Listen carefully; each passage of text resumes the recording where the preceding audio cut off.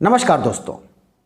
सवाल ये है कि एक चेहरे पर कितने मुखौटे लगा लेते हैं लोग, और हम इसलिए कह रहे हैं कि बिहार विधानसभा चुनाव का बिगुल बज गया है। चुनाव की तारीख तय हो गई है, प्रत्याशी नामांकन कर रहे हैं। इसी के तहत भारतीय जनता पार्टी भजन गायिका मैथिली ठाकुर को भी टिकट दे दिया है। मैथिली ठाकुर को टिकट मिला है बेगूसराय के अलीनगर विधानसभा से, लेकिन ये टिकट मिलने के बाद अब हंगामा शुरू हो गया है। और जो एक नई बात निकल करके आई है सामने, वो तो और परेशान करने वाली बात है। और वो बात जो आई है, अब वो इतना तूल पकड़ ली है कि बेगूसराय के अलीनगर में लोग जो है अब नारे लगा रहे हैं।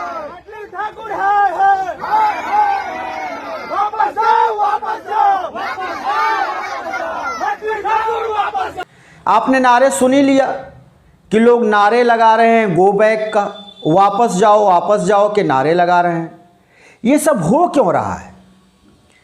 मैथिली ठाकुर के पिता रमेश ठाकुर के ऊपर एक गंभीर आरोप लगा है, और ये गंभीर आरोप लगा है उनके गांव में उनके द्वारा किए गए कृत्यों को लेकर। और लोग उनको भ्रष्ट बता रहे हैं, और उनके कृत्य का चारों तरफ अब प्रचार हो रहा है। जितने मैथिली ठाकुर के विधानसभा चुनाव लड़ने का प्रचार नहीं है, उससे ज़्यादा मैथिली ठाकुर के पिता रमेश ठाकुर के कुकर्मों का प्रचार हो रहा है। और ये स्थिति आई क्यों? भाई, मैथिली ठाकुर को बिहार में विधानसभा चुनाव भारतीय जनता पार्टी लड़वा रही है। मैथिली ठाकुर का टिकट पक्का हुआ।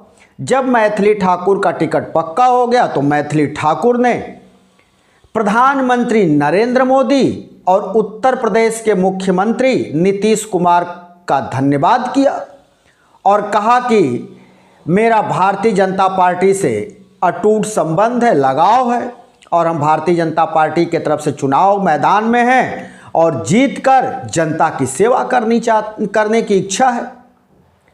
लेकिन बड़ा आरोप तो उनके पिता रमेश ठाकुर पर लगा दिया वहाँ के लोगों ने, और ख़ास करके मैथिली ठाकुर के पड़ोसियों ने, उन्हीं के बिरादरी के लोगों ने गंभीर आरोप लगाया कि मैथिली ठाकुर के पिता खुद गांव में ही एक दलित पासवान परिवार के 6 कट्ठे जमीन को हड़प लिया है, और उस 6 कट्ठे जमीन पर मैथिली ठाकुर के पिता रमेश ठाकुर ने कब्जा जमा करके बैठा हुआ है।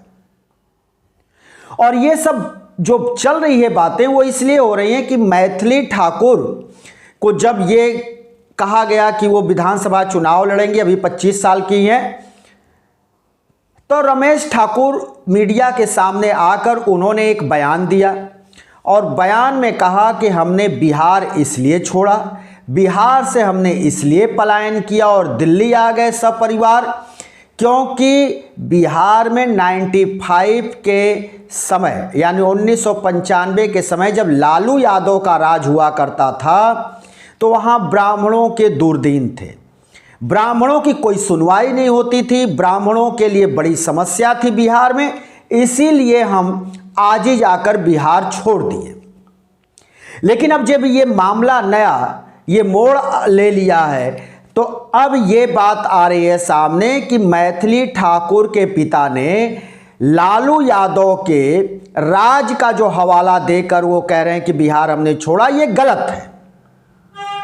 क्योंकि लोगों का कहना है कि मैथिली ठाकुर के पिता को ये भी बताना चाहिए कि उनके दादा परदादा, उनके पिता खुद बिहार में ही रहे, वो क्यों नहीं पलायन किए? अगर इतना ही बिहार में दिक्कत थी तो उनके परिवार को तो बहुत पहले पलायन कर लेना चाहिए था।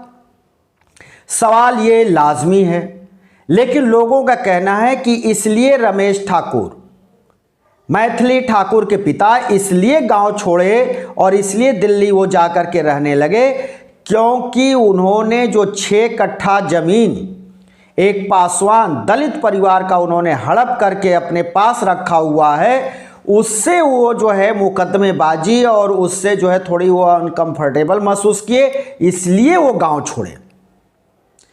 तो ये मामला पेचीदा हो गया। उनके पड़ोसी आरोप और भी गंभीर लगा रहे हैं, कह रहे हैं कि वो उनके कृत्य जो है गांव में बिल्कुल अच्छे नहीं थे, उनके व्यवहार बिल्कुल लोगों के साथ ठीक नहीं थे, वो लोगों के साथ गाली गलौज करते थे, लोगों के साथ उनके वो दुर्व्यवहार करते थे। और वो बाद में वो गए, जबकि उनके सभी भाई, उनके पटीदार इसी गांव में रहते हैं, सब अच्छे हैं, उनके ज़मीन जायदाद है, वो खेती बाड़ी कर रहे हैं, उनके बच्चे सर्विस कर रहे हैं, पक्के और आलीशान मकान हैं उनके भाइयों के। लेकिन ये जो आरोप लगा रहे हैं ये निराधार है, जबकि खुद ही रमेश ठाकुर जो हैं, मैथिली ठाकुर के पिता, वो एक भ्रष्ट व्यक्ति हैं।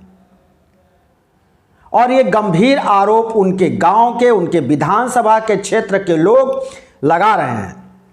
हाल ये है कि गांव के जो युवा हैं, गांव की महिलाएं, गांव के लोग अब मीडिया में भी खुलकर इस बात का विरोध कर रहे हैं कि मैथिली ठाकुर को जो टिकट दिया गया है, मैथिली बिल्कुल गलत दिया गया है और मैथिली ठाकुर का यहाँ से जीतना मुश्किल है, यहाँ कोई वोट देने वाला नहीं है और मैथिली ठाकुर का हारना निश्चित है।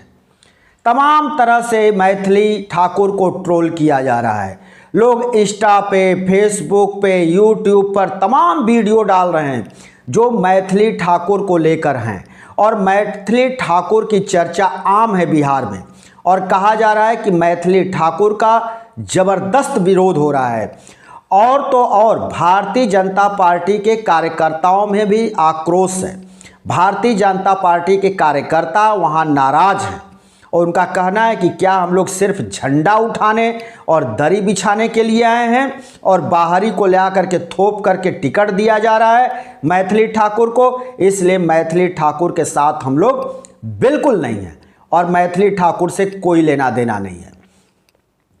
एक पोस्ट देखने को मिला जिसमें एक युवा बता रहा है कि मैथिली ठाकुर का परिवार खुद तो जाकर के दिल्ली बस गया, मैथिली ठाकुर सोशल मीडिया से कमाई करने लगी, मैथिली ठाकुर 12 बरस के अवस्था से दिखाया गया कि वो भजन गा रही है। खास करके हम बता दें कि मैथिली ठाकुर तब लाइमलाइट में आई थी जब ये कोरोना काल के दौरान अपने 2 भाइयों के साथ ये भजन गाते हुए सोशल मीडिया पर वायरल हुई, और वहीं से मैथिली ठाकुर के कार्यक्रम होने लगे। मैथिली ठाकुर लाखों रुपए लेकर के कार्यक्रम करती है, और मैथिली ठाकुर के ऊपर आरोप है कि आज तो बिहार के लोग कुछ दिन के लिए भी चले जाते हैं, दिल्ली तो बदल जाते हैं, मैथिली ठाकुर दिल्ली में रह करके वो मैथिली भाषा कैसे बोल रही है, उसके पिता ने सिखाया। ये सब तमाम आरोप लग रहे हैं, लेकिन जो खास आरोप लग रहा है वो रमेश ठाकुर, मैथिली ठाकुर के पिता को लेकर है।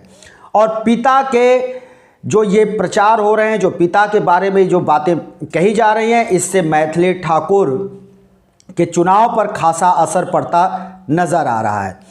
अगर ये बात की जाए मैथिली ठाकुर की, तो मैथिली ठाकुर जो चुनाव लड़ रही हैं उस पे भारी पड़ रहा है उनके पिता का एक दलित के 6 कट्ठे ज़मीन पर कब्जा करना। और ये मैथिली ठाकुर का कहना कि हम समाज सेवा करेंगे। मैथिली ठाकुर की पढ़ाई लिखाई, समाज सेवा का कोई पता ठिकाना नहीं है, और मैथिली ठाकुर ने कभी किसी तरह का सामाजिक सेवा किया हो या कुछ किया हो, ये कभी पब्लिक डोमेन में नहीं है। वैसे तो सभी चाहते हैं कि हम चुनाव लड़कर विधायक बन जाएं, सांसद बन जाएं, मंत्री बन जाएं, ये सभी की इच्छा आजकल है। चाहे वो जुडिशरी से लोग जुड़े हुए हैं, जजेस भी आजकल नेता बनना चाहते हैं, IPS अधिकारी भी नेता बनना चाहता है, IAS अधिकारी भी चुनाव में जाना चाहता है, चुनाव जीतकर विधायक सांसद बनना चाहता है। इतना ही नहीं, अपराधी प्रवृत्ति के जो लोग हैं वो भी राजनीतिक संरक्षण चाहते हैं, वो भी राजनीति में हाथ आजमाना चाहते हैं। तो आज तो हालात ऐसे हो गए कि सभी राजनीति में हाथ आजमाना चाहते हैं। और टिकट तो पाने के बाद वो भी जो है, अगर भारतीय जनता पार्टी का टिकट मिल जाए तो फिर तो सोने पर सुहागा है। तो इसको लेकर के उत्साहित लोग होते हैं, और कौन उत्साहित नहीं होगा, और कौन नहीं चाहेगा कि भारतीय जनता पार्टी से उसको टिकट मिले, वो चुनाव लड़े और चुनाव जीत करके वो विधानसभा और लोकसभा पहुंच जाए। ये तो सभी के मन में ये घी के लड्डू फूटते होंगे और सभी चाहते हैं, कौन नहीं चाहता है। तो यहाँ पर भी यही हुआ, मैथिली ठाकुर को टिकट मिला, खुशी का इजहार किया, सब कुछ हुआ, लेकिन इसी को कहते हैं सिर मुड़ाते ओले पड़ना। और जैसे ही जो है मैथिली ठाकुर के पिता ने मीडिया में अपना ये वक्तव्य दिया कि लालू राज में आज ही जा कर के हमने बिहार छोड़ा, उसके बाद मैथिली ठाकुर लगातार ट्रोल हो रही।